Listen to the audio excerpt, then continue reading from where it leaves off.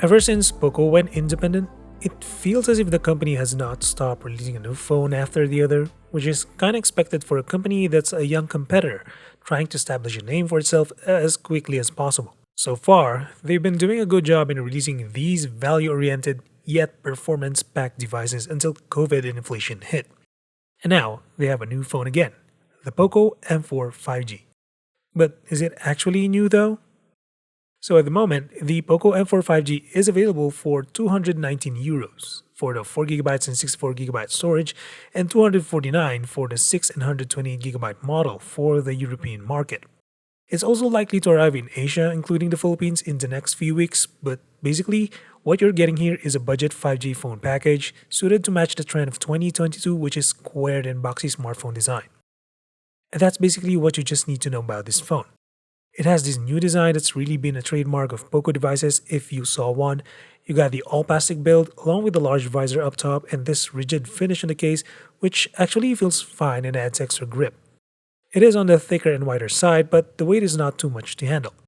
There's a headphone jack up top alongside an IR blaster, but the bottom houses a single firing speaker, which is decent for its purpose, and a USB-C port that allows for up to 18 watts fast charging.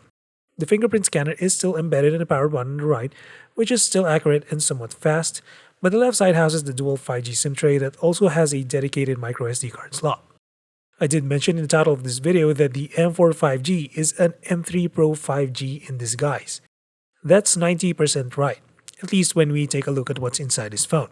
So, this is the top model and it's running on the Dimensity 700 chipset from MediaTek. It also has UFS storage, so it has fast read and write speeds compared to other budget devices, and there's a 5000 mAh battery capable of lasting up to 2 days worth of conservative use. I usually end the day with 6 hours of screen time, which is actually good enough if you're not playing too much. However, the 18 watts charger may feel slow at times, especially when 30 watts is slowly becoming the standard today. Do the specs start to sound familiar? Maybe? Well, hold that thought. The IPS LCD spans 6.5 inches diagonally with unspecified Gorilla Glass protection, and it supports a 90Hz refresh rate. Although the colors of the display are on the bland side, the 500 nits max brightness is enough to make text readable under direct sunlight. This is where you see POCO starts to cut corners. The previously punch-hole display is now back to a teardrop notch. Honestly, I actually didn't notice this until I researched more about this phone and compared it with the M3 Pro 5G. But this display can even play back Full HD videos on Netflix and even up to 1440p 60 frames videos on YouTube. Not that it matters to most, but for those who want extra detail on their videos, this is a welcome feature. The other corner cut by POCO here is the camera. So the back camera may be sporting 2 sensors, but the 13 megapixel main sensor is actually accompanied by a 2 megapixel depth sensor instead of a more useful ultrawide. What made it even worse is that the M3 Pro 5G was using a 48 megapixel sensor. I know, the M4 5G is not the direct successor to the M3 Pro 5G, as indicated obviously by their names, but you can't help but notice the similarities between these devices. The same goes for the 5 megapixel selfie cam of the M4 5G, another downgrade from the 8 megapixel of the M3 Pro 5G. As for the quality, it's serviceable. The colors on these images aren't the prettiest, but again, it is serviceable. The photos and videos you take look okay when you look at them on a small screen, but once you prop them up on a bigger screen like a monitor, you'll start to see that these cameras aren't really that good. They're noisy and blurry, and the selfie camera likes to really over-sharpen, but at the very least, there's a decent dynamic range.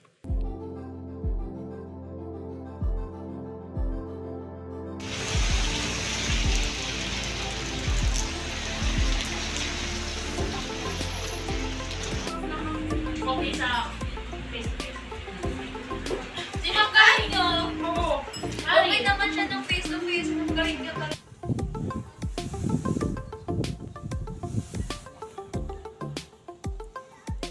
As a whole, the POCO M4 5G basically took 1 step forward and 2 steps back. What might even make it a bad deal in the future, at least when it launches in the Philippines, is that it could be priced a bit higher than the M3 Pro 5G that launched a year ago.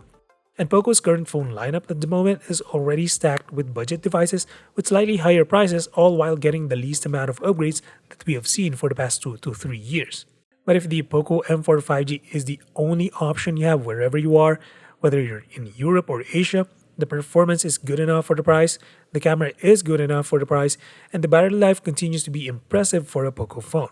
The only gripe I have in terms of performance is that the animation when going home isn't as fluid as the one on the M3 Pro 5G, but easily, the M4 5G is still a decent phone for a budget 5G device. That's it.